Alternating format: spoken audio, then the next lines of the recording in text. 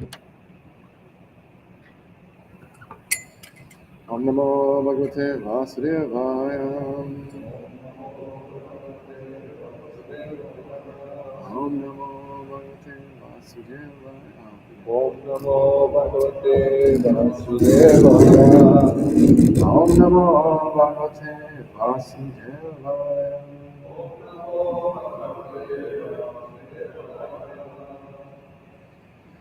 Jaya Radha Radha Kunjari Hari.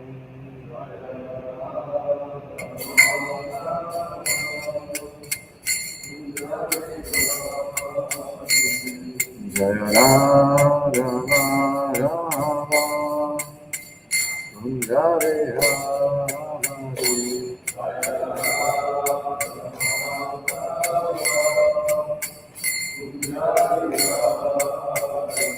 Jaya Gopi Jaya Radha Viharadhari. Gopi Jana Bhava Viharadha. Jaya Gopi Jana Radha Viharadhari.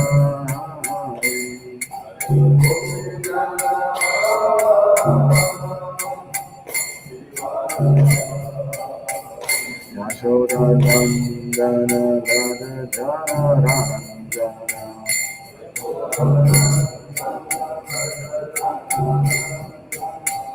Yashoda Nandana Radha Jana Ranjana.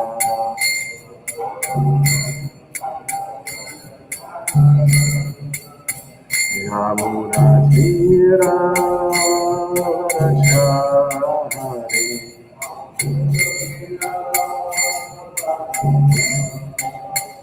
Yamuna Tira Rajari.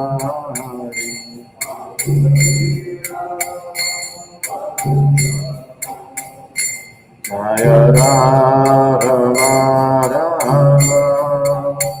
Kunjari Hari.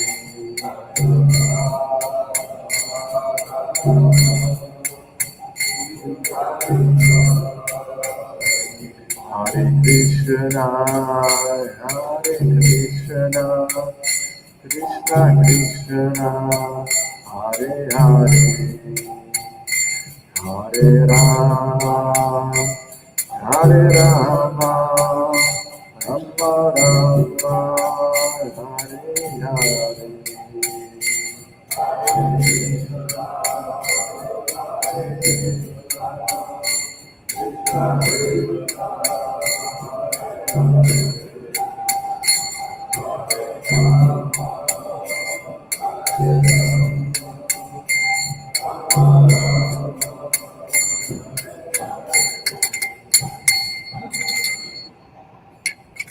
Hare Krishna. The devotees today we're reading from Prabhupada Nectar. This is Amrita from the source.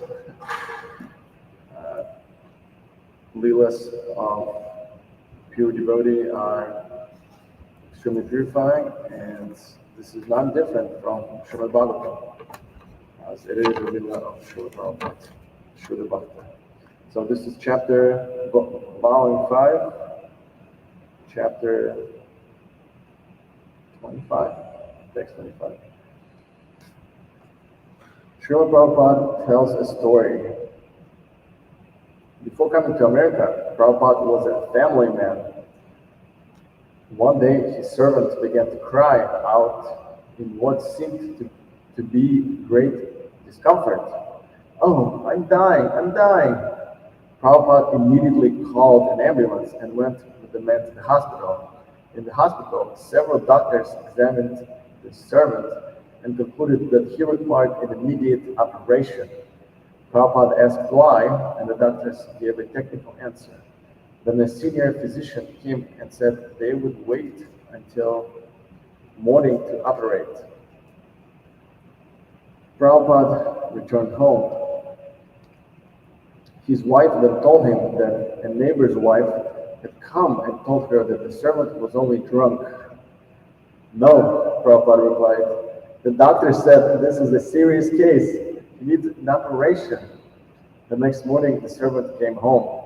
When Prabhupada asked him why he had returned, the man replied that he was all right and did not need an operation. After telling this story to his disciples, Prabhupada explained how demonic doctors simply want to operate. He recounted how whenever one goes to a doctor in America, they immediately require you to give blood. Then they give you an injection.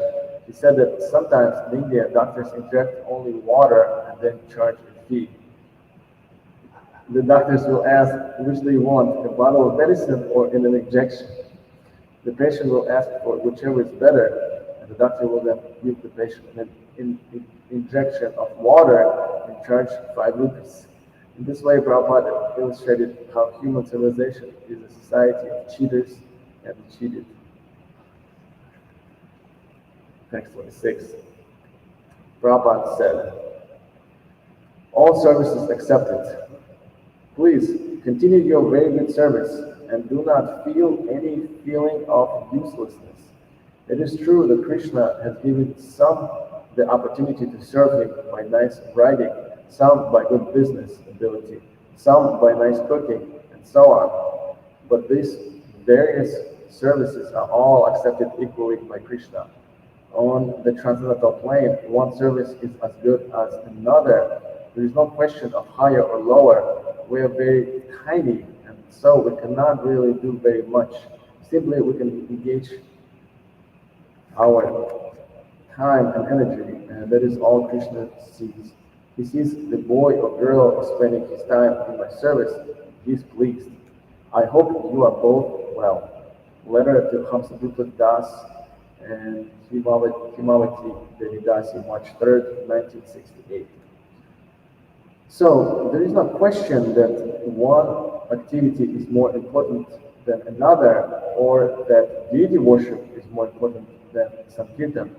But one individual may be able to perform one activity more satisfactorily than another. So to him, that activity will be more important. But in general, we cannot say that any of the 9 processes is more important than the others, except that if hearing, chanting, and remembering are there, that is the most vital consideration for the general class of men in this age. Shravan Kirtan 1. Service to the deities, as you are asking me, begins whenever you remember them and offer all your services by remembering them at the same time. All activities, words, everything should be offered as service to the deities, and this offering with remembering will gradually increase as you practice it. Letter of June 16th, 1976.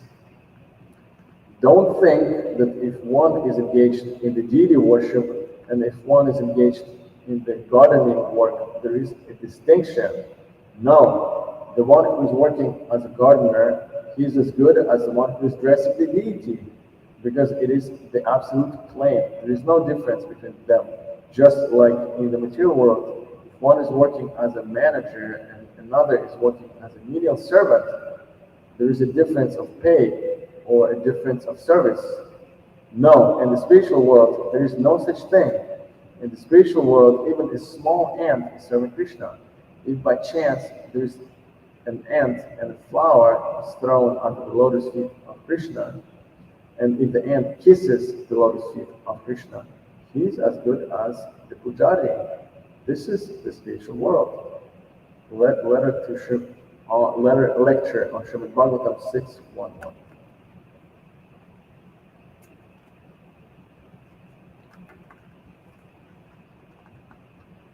Text 27, service in separation.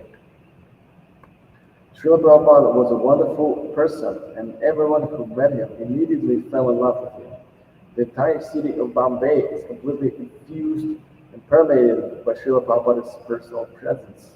Wherever we go, we meet people who say they have met Srila Prabhupada. They heard him lecture, or they met him on a walk, or perhaps they met him at a friend's house. Invariably, they were very impressed with Srila Prabhupada and feel they have some relationship with him. Actually, our entire preaching in Bombay is simply encouraging the relationships so many people had with Srila Prabhupada. Wherever we go, people welcome us and say, "You are disciples of Swami Bhaktivedanta?" It seems that his significance is being recognized more and more since his disappearance. While we develop our own individual identities as devotees of Krishna and as preachers, still people tend to see us as Swami Bhaktivedanta's disciples. Unlike other famous gurus who are known in name only, with Prabhupada, they also know his philosophy. They know that he was preaching bhakti, surrender to Krishna. They know that he was condemning everything else besides surrender to Krishna. They know he was preaching the regulative principles. And many of them are understanding his preaching about Bhagavad Gita as it is. Giriraj Swami. The spiritual master is not limited by any material barriers. Srila Prabhupada would sometimes laugh and say, "I have captured them. I have not bribed them." He is giving us love so deep that it is completely boundless. Love that can even manifest through tape recorders, records. Wherever there is a tiny bit of reciprocation, he is instantly present and giving himself fully to that person. That is the power of the pure devotee. By Krishna's grace, he can be completely present in his voice. You can feel perfectly situated hearing his voice and doing devotional service. It is not impersonal either. No one is as aware of my activities as Prabhupada. No one is giving such instructions as Prabhupada is on his tapes. He is explaining what devotional service is, what the result of performing devotional service is, and he is directly speaking to me, Satyanarayan Das. I never could go right up to Prabhupada and say something, but now I feel that I can do it. Prabhupada is always in the temple room, and nobody is going to say that Prabhupada is taking rest or that I can't go out to his room because he's writing, etc. He's more accessible now. The whole idea is that Prabhupada made a house in which the whole world can live with him. While Prabhupada was on the planet, it seemed he wasn't accessible because you had to come to see him at a particular time and a particular place. You had to cut through the whole material world to get through that door to sit down with Prabhupada. But now, it isn't like that. For example, in Vrindavan, you can go at any time of the day to his house and sit and chant. Prabhupada is sitting on the asana. It seems being Prabhupada conscious is much easier now. Whatever happens to you, you can always remember the sort of things that happened to him. You can always talk about Prabhupada, and you can always see something that Prabhupada did and relate to it. For example, when you go to buy groceries, you can immediately remember how Prabhupada would keep receipts and only spend a couple of dollars a day for vegetables. Whatever you do, it seems like he is a lot more accessible. Text 28. When Prabhupada visited New Vrindavan, in addition to his philosophical lectures, he gave many practical instructions about farm life and about daily life in Krishna consciousness. Sometimes these were just impromptu suggestions, but they were very important. Pramananda Das would know these instructions down as important for anyone living on a Krishna conscious farm. When Prabhupada visited New Vrindavan in 1969, the devotees had 4 cows. They asked Prabhupada to name them, and he instructed them to name each of the cows Surabi. After a short time, the devotees again approached Prabhupada and asked him how they could speak about the different cows since they all had the same name. Prabhupada said they could call the cows Surabi 1, Surabi 2, Surabi 3, and Surabi 4.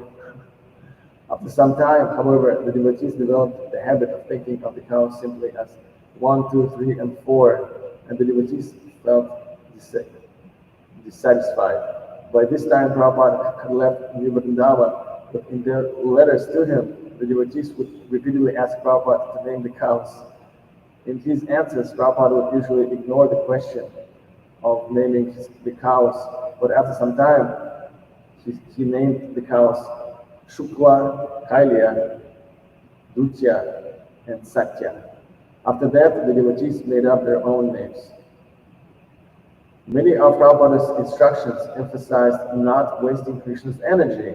These instructions were particularly applicable to the self-sufficient life on the farm. Paramananda noticed that Prabhupada was conscious of even the smallest details of daily life, and he hadn't liked to see anything wasted.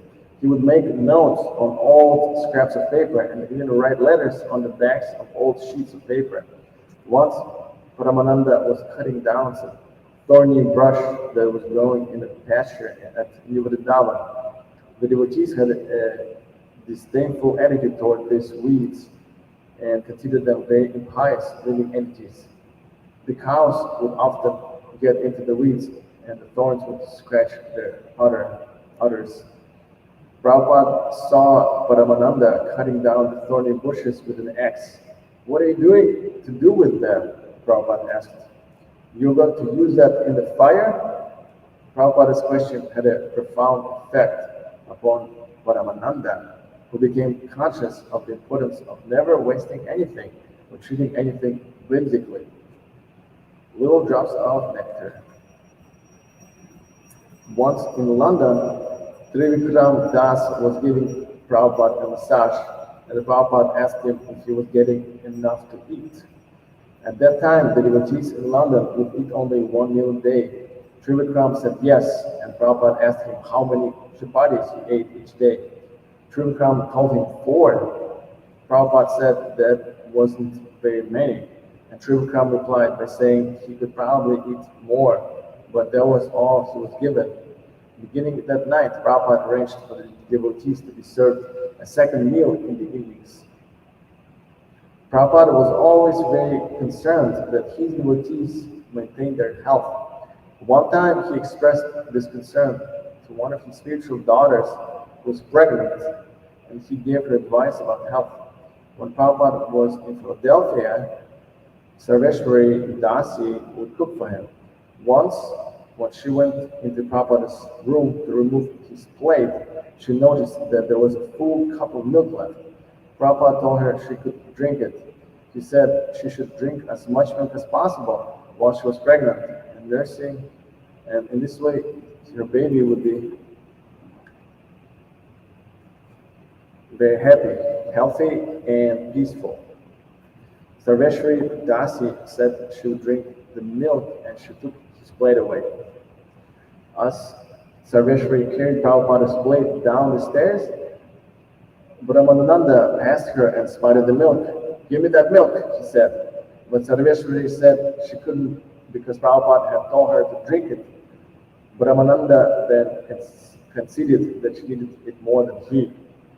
Prabhupada once asked Nandarani Dasi if your children ate dal and chapatis every day.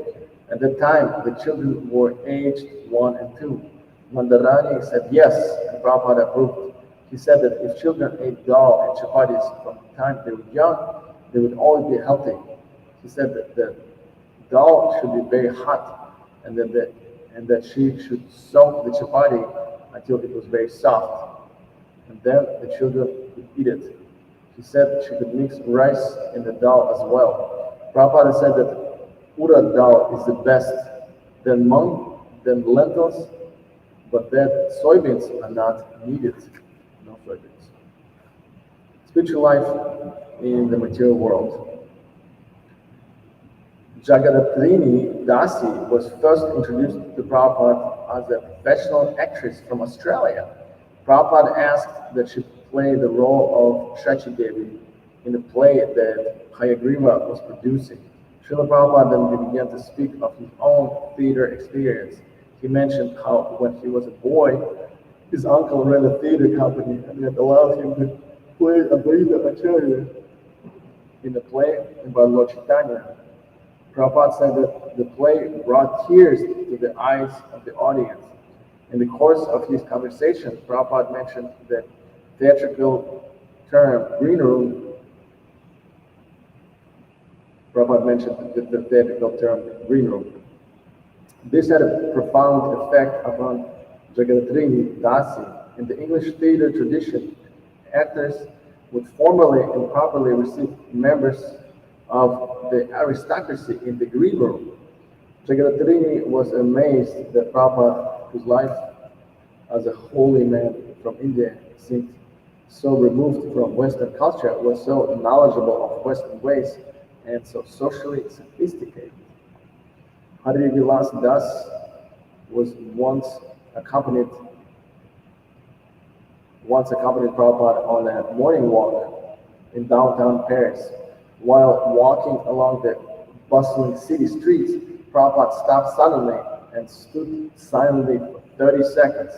Then he said, "This is such a nice breeze, just like in Vrindavan." Hari Vilas then realized that Prabhupada's senses and consciousness were completely transcendental to the material world. This is going to be text 30. Prabhupada tells short stories. There is a Bengali verse, "What is there that a goat will not eat and a madman will not say?"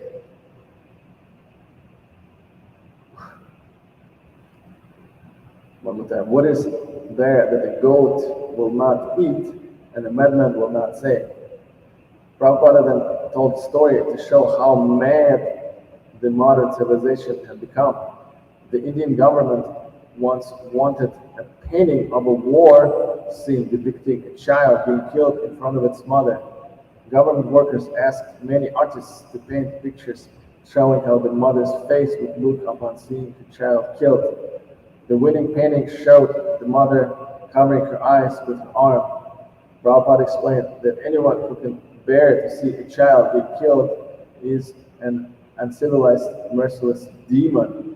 He said that the scientists are all madmen who will kill their own children and even eat the corpses. In this way, he spoke of how demoniac the materialistic culture had become. Prabhupada once told a story about Prahlad Maharaj and his father, Hiranyakashipu. Because Prahlad was his son, Hiranyakashipu felt some affection for him. One day, Hiranyakashipu asked Prahlad, "My dear son, what have you learned from your teacher? Tell me the best things. Kindly let me know." Prahlad Maharaj answered, "I have learned Shravanam Kirtanam, Vishnu Smaranam, Parasyavanam, Archanam, Vandanam, Dasyam, Sankyam, Atmanivedanam." Prabhupada then explained how we are hearing and chanting about so many things other than Vishnu. Prabhupada said that in every country, millions of different types of magazines are being sold. He related how patients with diabetes have formed a society and have published a magazine. For $2 a year, a person can receive information on how to protect himself from diabetes. Prabhupada said that in America, $2 is nothing, yet the diabetic society is collecting millions of dollars with their magazine. That sort of hearing and chanting is not needed. Prabhupada said, because we are followers of Prahlad Maharaj, we're not interested in all these magazines. Text 31.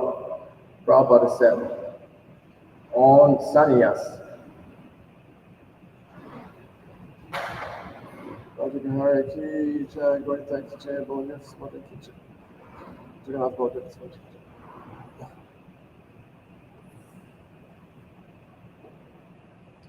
On sannyas.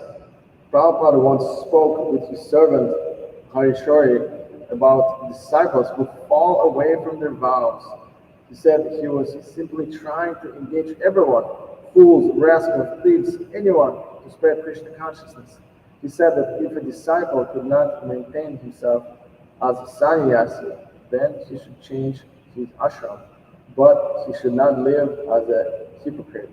Hari Chaudhary asked about one sannyasi who had performed much service but who had recently fallen down. Prabhupada said he could either take up his service again or become a grihasta. Hari Chaudhary then mentioned the story from the Chaitanya Chaitamrita about Chota Haridas and said that it would seem very difficult for a fallen sannyasi to regain the mercy of Lord Chaitanya. Prabhupada said that such a sannyasi is called a vantasi, one who eats his own vomit. Prabhupada then said, if the spiritual master continues to accept his fallen disciples, then Krishna would accept him also, and then in time he could again take sannyas. Prabhupada mentioned how he had allowed two of his fallen sannyasis disciples to become grihastas rather than send them away. But he said it was a shameful position. Prabhupada said that his own godbrothers and every sannyasi in India criticized him for holding Brahmana and sannyas initiation in the West, for installing deities there, and not for allowing women to live in the temples. He then said that for all of that, he was expanding Krishna consciousness, and for all of their strictness, the others were doing nothing. Nada. Regarding your questions, how to offer respects to sannyasis, every sannyasi, even if you see a Mayavadi sannyasi, offer him your respects, there will be no harm. As you have observed, we shall follow Lord Chaitanya's instruction that we give all due respects to others regarding their position, but there is no need of always associating with each of them. Even if one is a Vaishnava, but not of good character, we can give him the Vaishnava respect, but we cannot associate with him. Letter of April 30th, 1970. Okay, it seems like everybody's tired. What's the one more? On preaching to fools, Brahmananda, he said that in Bhagavatam, because the knowledge contradicts the mundane scientific knowledge, people who had some faith in Krishna become discouraged and turn away from Krishna. Srila Prabhupada, let him go away. Don't care for him. Let all the fools go away. There's a Bengali proverb, instead of maintaining some bad cows, let the cowshed be vacant. We shall prefer the cowshed be vacant, no cow, than keeping all bad cows who do not give milk and get disturbed. Devotee, in our temple, Srila Prabhupada, we are giving a chance, but we don't want bad cows. We haven't got to agree with their views. They must agree with our views. They can live, otherwise let them go away. This is our position. About scientists. When Prabhupada visited New Vrindavan in 1969, he used to sit on the hillside by a small table under a persimmon tree. He used to look into the valley and forests. One time he said that Krishna had created all the trees with their leaves. Then he imitated someone making something with his head and said that the scientists make one leaf after great endeavor, but Krishna has made so many leaves. He said that the scientists can only imitate what Krishna does with the trees in the fall. He also said that on Krishna's order, all the leaves fall, and that the scientists can use their atom bombs to make the leaves fall, but they cannot create. Prabhupada, Krishna says, so long as we live, we suffer. Janma mrityu jara vyadhi. And they are making plans for enjoying. He says the real business is suffering, and these rascals are still planning. Just like Ravana, who constructed a staircase to go to the heavenly planets. All places is suffering, but we have to preach among such rascals. We have to deal with them, talk with them, and we have to preach among them. Lunatic asylum treatment. Lunatic asylum treatment. Our treatment is genuine. If they take it, they will be cured. But because they're all lunatics, it is very difficult to induce them to take the treatment. Otherwise, this is the correct remedy. But they won't take this because they're lunatics. They're making their own plans, following these demon scientists, philosophers, Darwin, Freud, fraud, humbug education. How are these things going on as science? These rascals do not know that they are themselves bound up, and yet they're giving theory. The whole world is surrounded by all these rascals. We have to devise the means. Please come here and take a little mercy. Sit down, read a book. We have to work for that. Don't become angry by this lunatic asylum. Otherwise, the preaching will be finished on dreams. So far, your dreams are so far your dreams are concerned. It is very nice that you are thinking about Krishna consciousness even while sleeping. Krishna is so nice that we want to remember him even more than 24 hours daily. Regarding instructions from the spiritual master, there is no need of taking instructions spoken in a dream while the spiritual master is still present. Lord Jagannath is very kind, and he can only appear in the mind in his own form. So why not in your dream?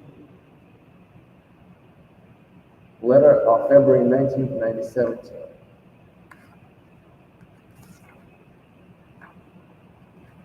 While receiving his midday massage, Srila Prabhupada once told his servant, Harishori, that on the previous evening he dreamt the temple courtyard was flooded to the top of the steps, and he was thinking, oh, one more inch and everything will be spoiled. Harishori then asked Srila Prabhupada about dreams.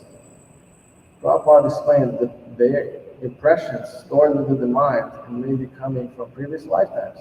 He said that although the objects in dreams are real, the dreams themselves are illusory. He then gave an example. Picking up a bottle of oil, Prabhupada said that although the bottle of oil and his bed were both real objects, if you put the bottle under the pillow, then such an act would have no meaning. The pillow and the oil are real, he said, but I'm crazy. I once had a dream like this, that we would have a moving temple on the water going from town to town. So you are making the dream come true. Thank you very much. Do it nicely. Maybe I will come and join you also. Letter of August 31, 1971. Haribo, Hare Krishna. Okay, we're going to stop right here.